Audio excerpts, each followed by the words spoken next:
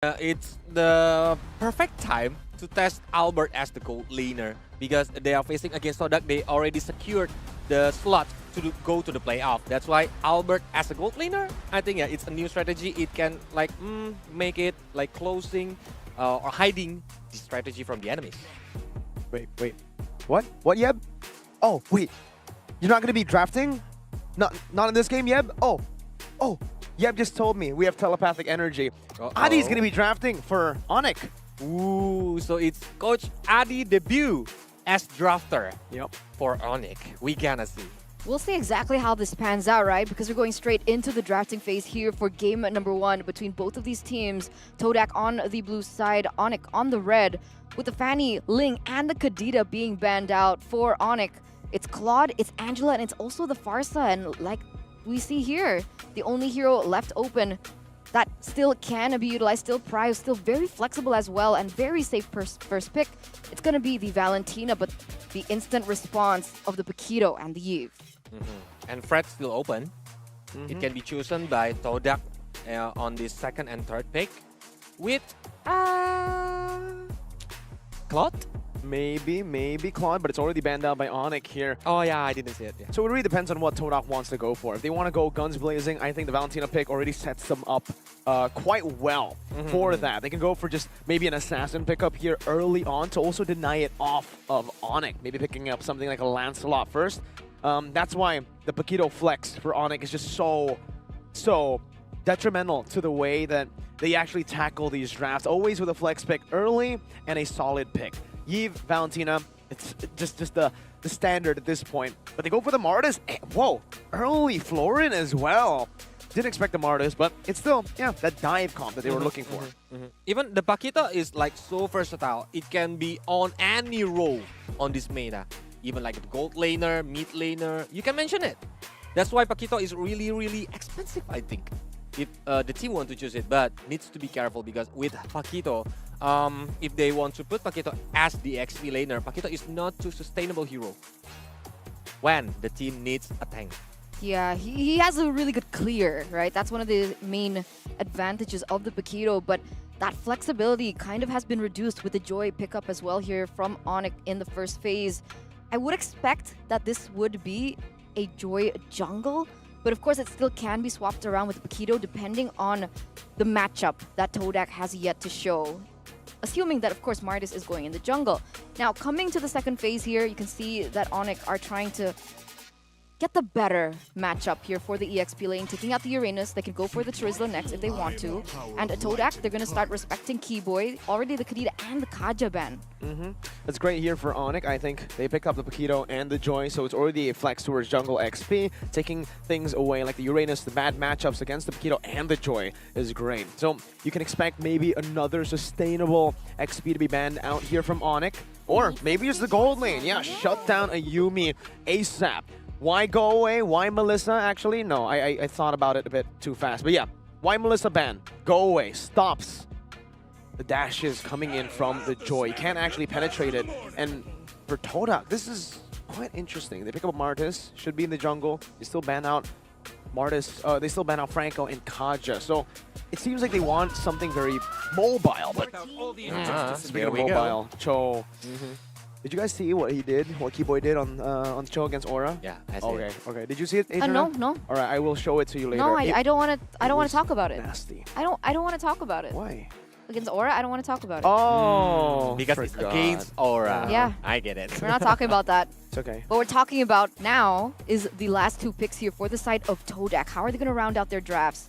The weak thing about the Florin is the fact that it doesn't have too much of an engage or a disengage. It only has sustainability coming in from the heal.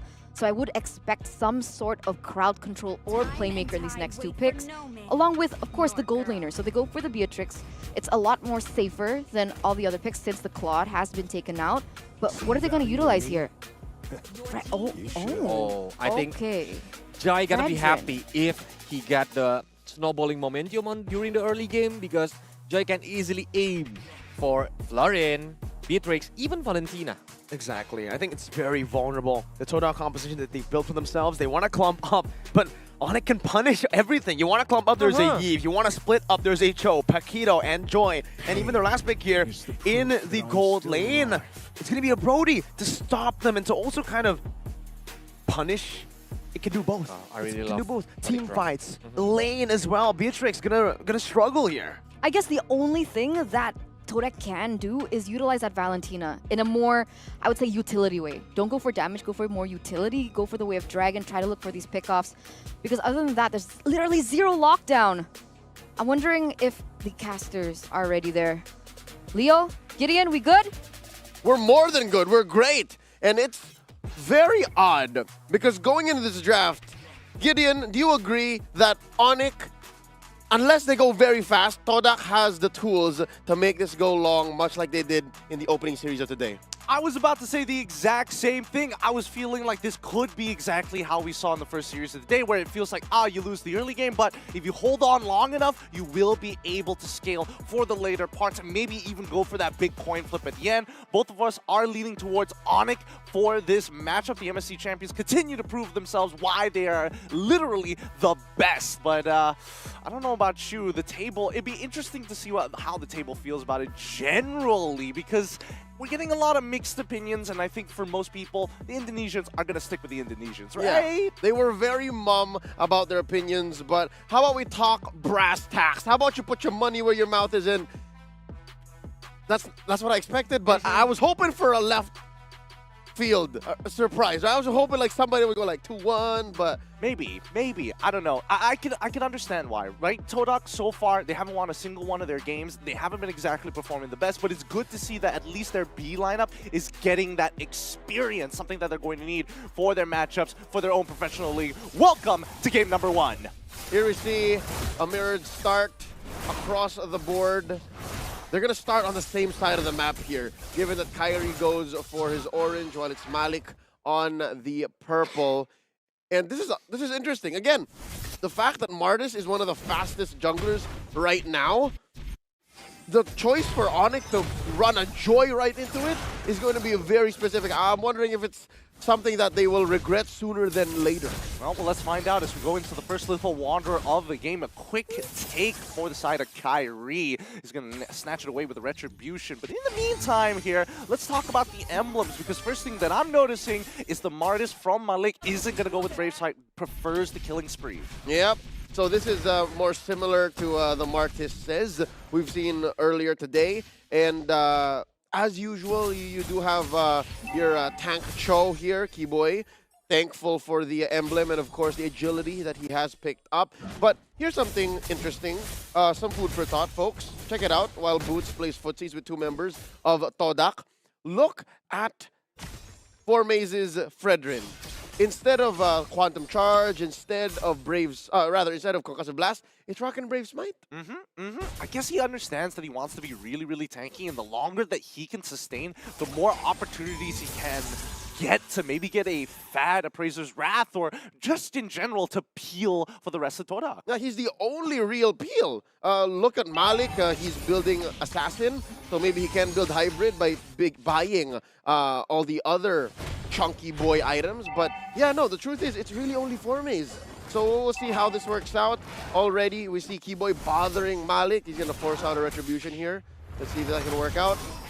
All right, seems safe. Yeah, very, very safe indeed. It looked like Malik just had no intentions whatsoever here, as Boots is able to find first blood on towards Ashi. He doesn't get pulled back, able to pull back in time, but Formaze collapses on him to allow Malik to finish him off with a Decimate. Very specific choice of battle spell there.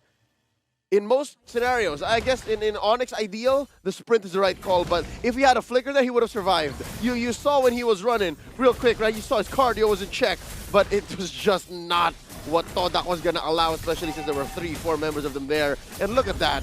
After the forced purple, Malik just took the turtle anyways. This is amazing. Todak, despite the difficulties they've had throughout the group stage, they're playing this to a T. Yep, and Kyrie already on top of Ashi so far. He might be giving away another kill unless he flickers out. Keyboy gets a good kick. The ult comes out from Ashi just in time. Keyboy ends up dying regardless to the terrify of Martese.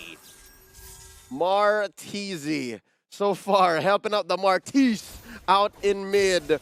That's something I noticed about Martese as well. He likes to anchor himself down in mid. And I think with a Florin, it's also exacerbated. It's also amplified by the fact that it's not your traditional roamer. It's not your setter roamer. So you leave that job to Ashi and you stay in mid. You get all your farm and you farm up. You get your items because you're the secondary core. In addition to Ayumi, who we can see here right now is slightly winning compared to Albert, who I still can't believe I'm saying that. Albert on a Brody in the gold lane. Well, I think it's understandable for ONIC, right? They're basically guaranteed into the top 3 for the SPS Challenge playoffs, final playoffs at this stage of the game. So it makes sense, right? At least give some Albert some playtime. It's not like he's going to have many opportunities to do so. And I'm pretty sure Cheweski, he's sitting back, looking back at this. Yeah, it's good to have a break once in a while. You do that. You do you, baby alien.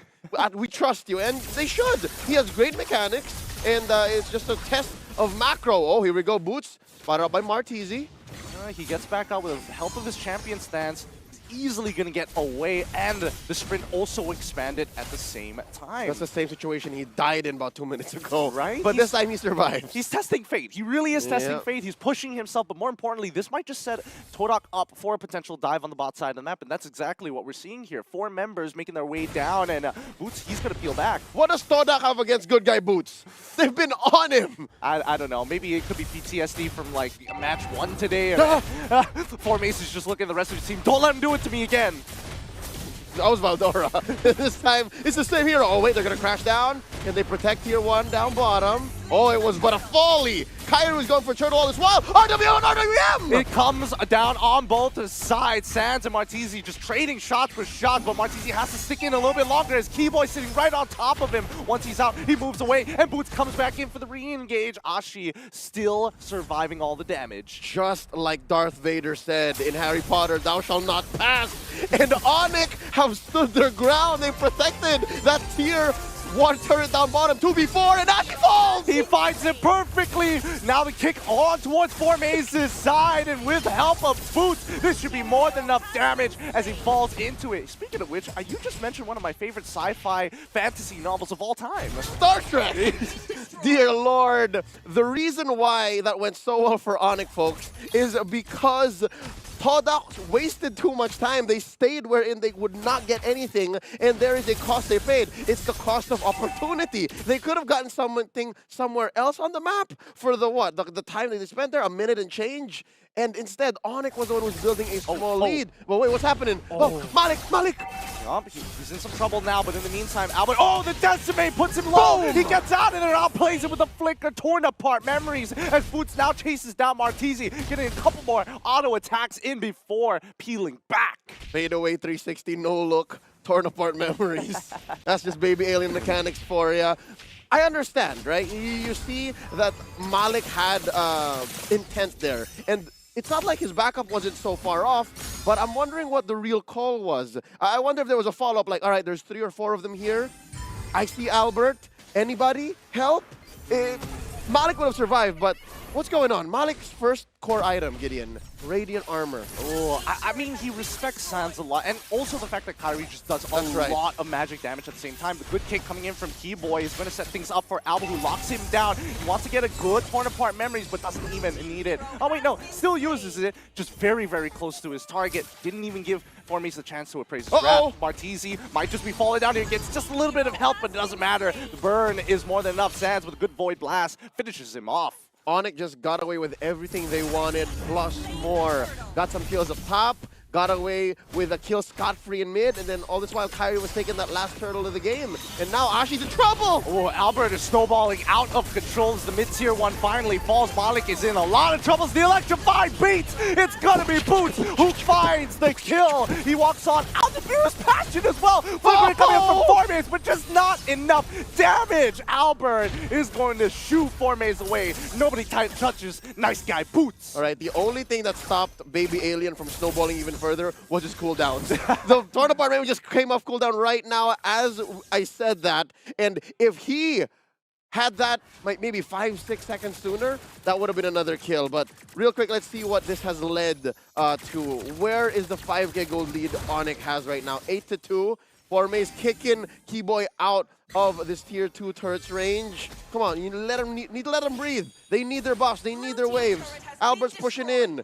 Look at Good Guy Boots and look at Baby Alien. Oh, Lord. It's not good. It's a really dire situation at this point because no matter what Todak builds in terms of just defensive items to protect themselves, that Malefic Roar is just going to cut right through it like a hot knife through butter. Like butter, he says. Albert just barreling away at this tier 2. Kyrie dashing on through RWM. RWM after the electrify beats. They still find the kill onto Ashi's side with the torn apart memories once again. Appraiser's Wrath doesn't take out Boots, but the backline is already done. Yumi is done for. RWM in return, looking for any kills whatsoever. Doesn't find a single one. A 2-for-1 trade in favor of ONIC. All right.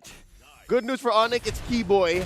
Bad news is they could have gotten more. Compared to how their early and mid-game engages were going, this is actually Todak now again, much like in Series 1 today, learning on the fly. So say what you will about Todak's performance off the cuff, but they learn very quickly. Oh wait, Forme's, will he survive? No, he doesn't have enough combo points to get off his Appraiser's Wrath. It's starting to get a bit frustrating, but once again, let's see how ONIC finishes this game, right? It's all about that closing like Kolios likes to mention. Yep.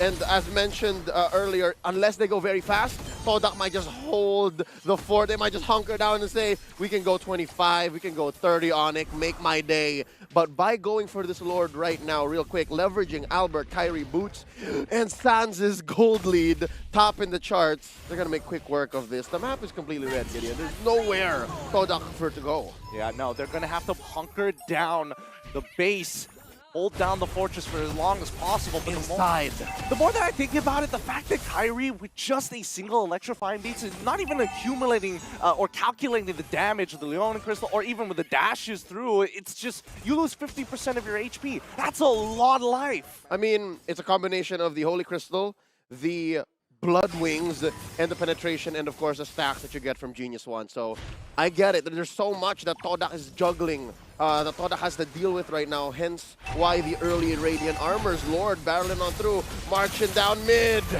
Kyrie already in the back, already finding Ashi before anything can happen. He doesn't even get his ult off in time as the RWM keeps them at bay. Ayumi forced to go back to the fountain, and the rest of the team now is going to get as much damage as they can onto the crystal. I don't think this is an end angle unless Albert would just hit that crystal. Finally, he takes it out. 2 auto attacks was all they asked for. 10:57, just under 11 minutes, making like the porcupines that they are. ONIC zoom right through game 1. They're fast. They're really, really fast in this game. Very, very clean individual outplays and solo kills, all accumulating to that one final moment. That's how you finish a game. Despite this being a relatively fast-paced game, and of course the decisive win that ONIC had, I'm sure there's a lot to break down. So for that, we're going to throw it over to our analysts. Thank you, Leo. Thank you, Gideon.